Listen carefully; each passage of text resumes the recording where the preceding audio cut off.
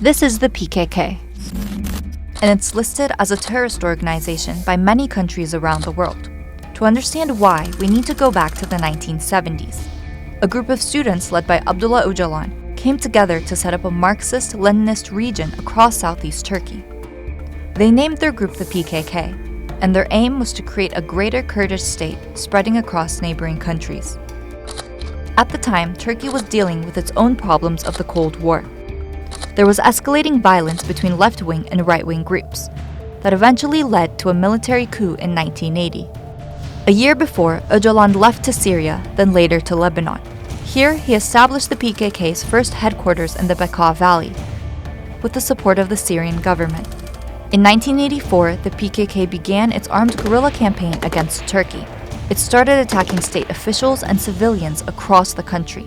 Villages were burned down, children were kidnapped, there were suicide bombings, and people were murdered.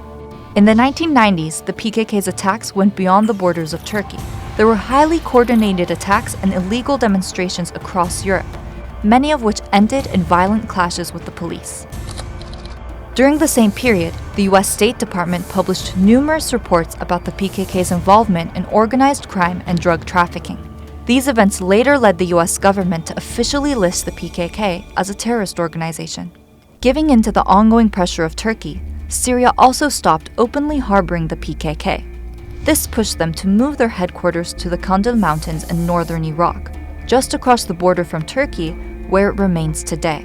In 1999, PKK leader Abdullah Öcalan was arrested in Kenya, but his arrest didn't deter his followers. Laying low for the next 6 years, the PKK cadre consolidated its power and reorganized. The PKK goes by different names in different countries. There's the PJAK in Iran, PCDK in Iraq, and PYD in Syria. They are all known to engage in violent activities aiming to advance the PKK agenda and establish authority in their respective countries.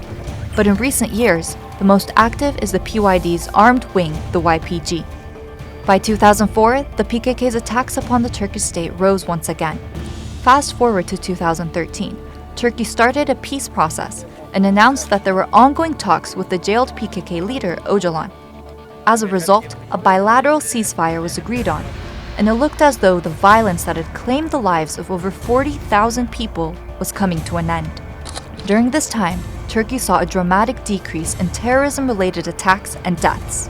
But violence flared once again in 2015, when the ceasefire was unilaterally broken by the PKK, and the organization's senior figure, Besa Hozat, announced that the time had come for a, quote, revolutionary public war.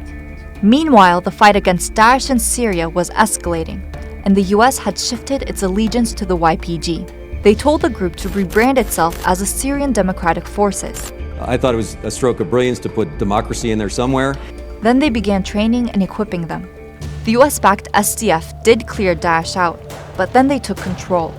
When Raqqa was cleared in 2017, these pictures emerged. On the posters was Abdullah Öcalan, the incarcerated founder of the PKK. Many countries and international organizations have declared the PKK to be a terrorist organization. This, however, does not stop them from operating their criminal network throughout Europe and the Middle East. 70% of the PKK's finances are said to come from drug trafficking and tribute collection. And groups such as the Human Rights Watch and United Nations Human Rights Council have pointed out the YPG and SDF's large-scale human rights violations and ethnic displacements in northern Syria. As long as the PKK continues to get the West's blessing, it's not just the people of Turkey, but also the Arabs, Kurds, and the Turkmens of the region who will suffer.